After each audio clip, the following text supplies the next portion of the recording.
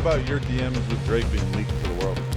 My DMs been never leaked. There's a lot of people posting DMs. I don't know why they leaked. Y'all was saying some weird. Well, I wasn't gonna say Hold on, that. it- Cause you my brother. No. A lot of it was brand, but some of it Why was would you you. compare Breach? What?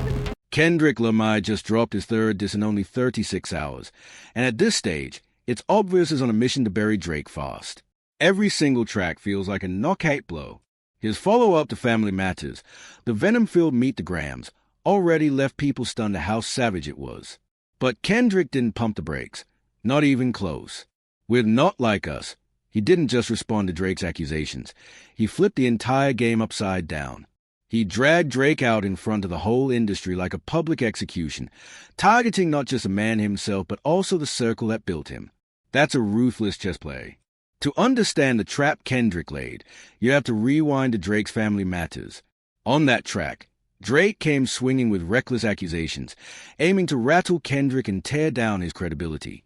One of his boldest moves was trying to strip Kendrick's authenticity by name-dropping West Coast icons he claimed were the real faces of L.A. He shouted out Chris Brown and YG, basically saying, "These are the guys who represent L.A., not Kendrick." That wasn't just slick. It was a straight-up attempt to snatch Lamar's crown off his own turf. And that's exactly why Kendrick's clapback landed so hard. He wasn't just protecting his name. He was going after Drake's entire empire. Drake tried flexing by praising authentic West Coast stars, but Kendrick flipped the narrative back on him in seconds. The very first sound on Not Like Us? DJ Mustard's legendary production tag. Mustard has defined the West Coast sound for over a decade and built a deep catalog of classics, especially alongside YG. By choosing his beat, Kendrick didn't even have to rap a word to shut Drake's argument down. It was checkmate before the verse even dropped. But Kendrick leveled up the trolling, riding Mustard's bounce's signature production with flows lifted straight out of the bay. Cadences that instantly call back to legends like E40, reminding everyone he is a West Coast.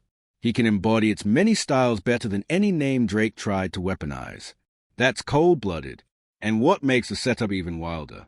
Less than a day before, Kendrick had already released a chilling, almost unsettling track that hit people in their core. That record was haunting, layered, and deeply personal. Then instead of retreating, he swerved and came back with something upbeat, playful, and just as deadly. It's like he's showing Drake, I can bury you in any style, at any moment. The versatility is unmatched. On a straight-up West Coast anthem, he clowns Drake into irrelevance while still ripping him apart lyrically. Right from the opening bars, he paints Drake like a man gasping for air in hip-hop, while hitting him with new angles so brutal they reshape how people see him. This isn't just a diss, it's a total character demolition. Here's the twist. Kendrick injects humor into this one. Instead of staying locked in rage and venom, he flips tones, roasting Drake like it's a comedy show while still slicing deep.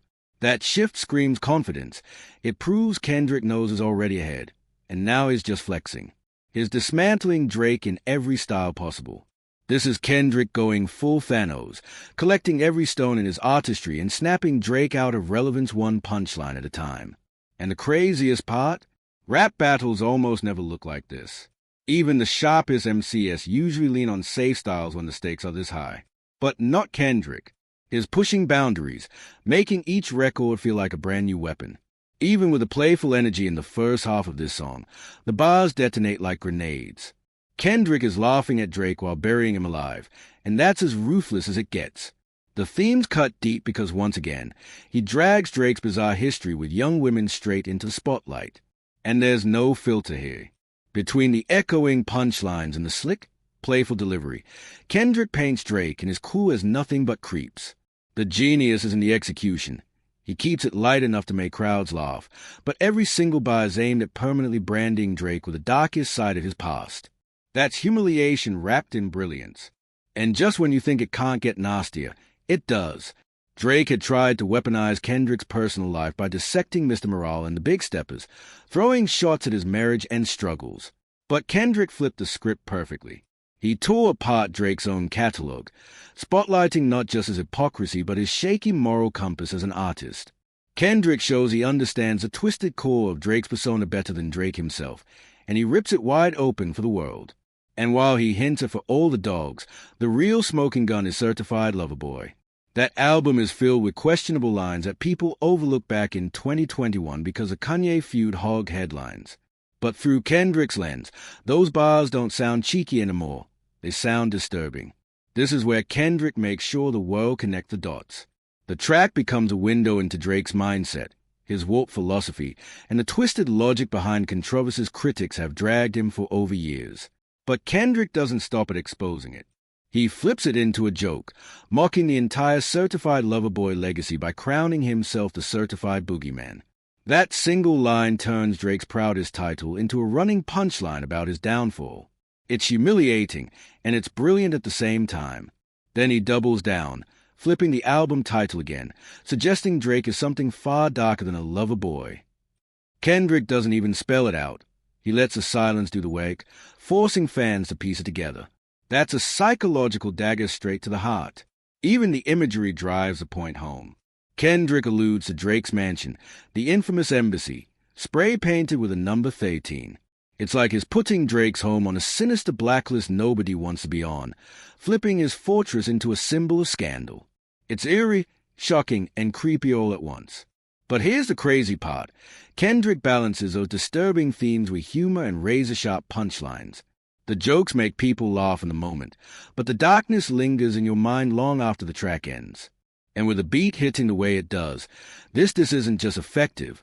It feels like a West Coast hit single designed to chart while it destroys Drake's reputation. From there, Kendrick widens the scope of his demolition job. He tells Drake to never set foot in Oakland again after disrespecting Tupac, words that sting heavy in California, where Pac's name carries eternal weight. Then he slices at Drake's manhood, clowning him as less than every peer around him. Each line lands like a knockout, with name drops designed to scar, not scratch. One of the coldest moments is when Kendrick calls out Drake's betrayal of his own mentor, Lil Wayne. He reminds everyone that while Wayne was locked up, Drake allegedly tried sliding in on his girl, a sneaky move that paints him as untrustworthy and disloyal. And Kendrick's not done. He fires shots at how Drake disrespected Serena Williams, warning that coming for someone from Compton could carry heavy consequences. That's not just a lyric, it's a bar with teeth. Then Kendrick goes darker, hinting at shady deals and bare advices Drake doesn't want in the open. But the wildest part? Despite all the venom, Kendrick floats it over a smooth West Coast bounce, turning savage destruction into a track people can still party to. And just as the crowd is vibing, he lands one of the most humiliating nicknames yet, calling Drake not the 6 God, but the 69 God. It's hilarious, it's sticky, and it's not leaving him anytime soon. And if that wasn't enough, Kendrick saves the nastiest fire for last. In the closing verse, Kendrick fires directly at Drake shots from Family Matters. Drake tried to dismiss his music and even label him a wannabe activist, but Kendrick doesn't just answer back. He sets the stage on fire. His bars are so sharp they boomerang the insult straight back into Drake's face. This isn't just a diss track anymore. It's a history lesson. And Drake is the embarrassed student getting clowned in front of the entire class. Kendrick reminds everyone that oppression and exploitation have always been themes in his work. Then he ties it to today, accusing Drake of doing the same thing, feeding off Atlanta's talent to build his brand. According to Kendrick, Drake's empire was never original. It was borrowed, piece by piece, from Atlanta's finest: Future, Lil Baby, 21 Savage, Young Thug, Quavo, 2 Chainz. He leached their flows, mimicked their energy, and used their wave for credibility he could never manufacture himself. And then Kendrick drops a line that left fans stunned. No, you're not a colleague, you're a colonizer. One word, but it hit harder than a haymaker. Suddenly, Drake isn't a collaborator anymore. He's painted as a cultural thief. And the savage part? It flips Drake's weak Family Matters bars right back on him. While Drake tried to mock Kendrick's artistry, Kendrick dismantled Drake's entire career. Even when Drake brags about giving artists their first #1, Kendrick calls cap. He makes it clear, without siphoning from Atlanta innovators, Drake wouldn't even be in the conversation. He positions him as a fraud, an outsider who built an empire on style-jacking. And worse, by framing Atlanta against Drake, Kendrick destroys one of his favorite shields, that he boosted other rappers. Now it looks less like generosity and more like exploitation in disguise. At this stage, the scoreboard is clear. Kendrick just stacked another brutal win. His clapback wasn't only creative, it was surgical. His staining Drake's image in the public eye and inside the industry, where whispers from collaborators could turn into real distance. And that's the scary part. Drake might still pull flashy first-week numbers, but Kendrick is playing a longer, darker game. This isn't about streams, it's about credibility. Kendrick is planting seeds of doubt in the fans while also pushing artists to think twice before working with Drake. Suddenly, his long history of fallouts looks uglier under microscope, especially in Atlanta, where he survived by attaching himself to Future. And everyone knows, if he ever lost that bond, it could wreck him completely. That fear is exactly what Kendrick is feeding on, stripping Drake of the foundation his empire rests on, relationships and borrowed styles. Sure, Drake has millions of loyal fans who won't vanish overnight, but the rap game itself is shifting. Kendrick is actively forcing other stars to create distance, making it harder for Drake to leech onto the next hot wave. And since his career has thrived off riding the momentum of trendier, younger artists, this feud could be the cutoff point. If Kendrick's bars stick, and they already are, the real question won't just be how fans see Drake, but whether the industry even wants him around. Suddenly, it's bigger than just music. It's survival. Now the bigger picture comes into focus, and it looks grim for Drake.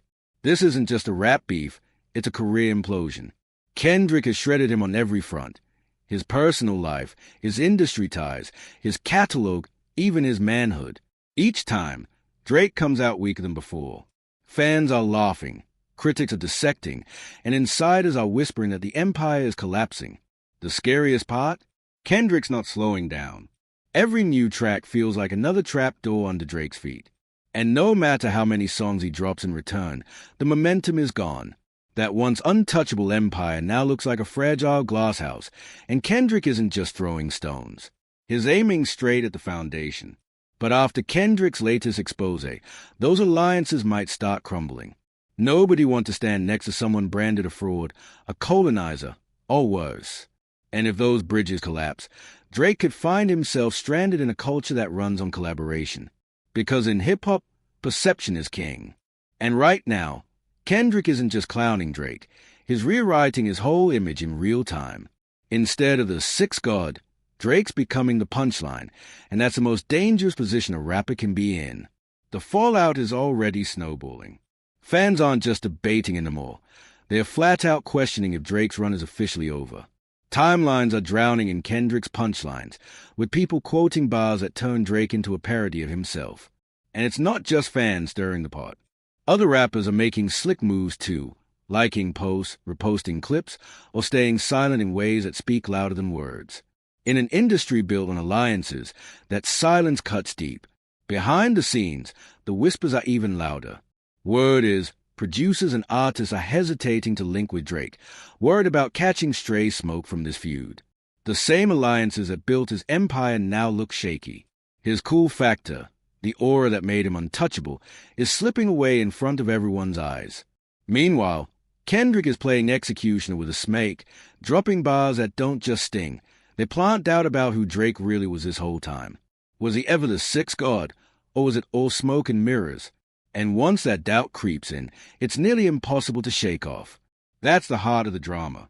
Does Drake swing back, risking another embarrassment, or does he fold and let the world think Kendrick broke him? Either way, the culture is watching this unfold like history being written live. Every move, every bar, every silence, it all matters now. Because at this stage, one wrong step could define the rest of Drake's career. Fans are split down the middle. Some are begging for a legendary comeback track, while others say it's already too late, that every second Kendrick stays on top, the grave gets dug deeper. And the expectations? They are sky high. People don't just want a response, they want a cultural nuke. Something so powerful it flips the script and reclaims a crown. But when the pressure is as suffocating, meanwhile, Kendrick's got the upper hand. He's controlling the tempo, deciding when to drop, and forcing Drake to chase. That's the worst place to be in a rap war. You're reacting, not leading. And with lines like Colonizer and 69 God echoing through the culture, even if Drake claps back, will it matter? Some stains never wash off. The real question isn't just if Drake will respond. It's if the culture will even care when he does. Because Kendrick's track wasn't just a diss. It was a layered anthem that hits in the club while still humiliating his rival. That balance is deadly. It's why this moment feels historic. Kendrick isn't just winning the battle, he's rewriting the playbook. And now Drake's facing two loaded missiles, with the world waiting for his next move. Can he survive another exchange? Or has Kendrick already carved out a lead too massive to erase?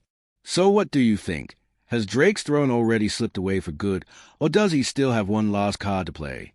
Drop your thought below, and as always, don't forget to like, subscribe, and share. This story is only getting bigger, and you don't want to miss what's next.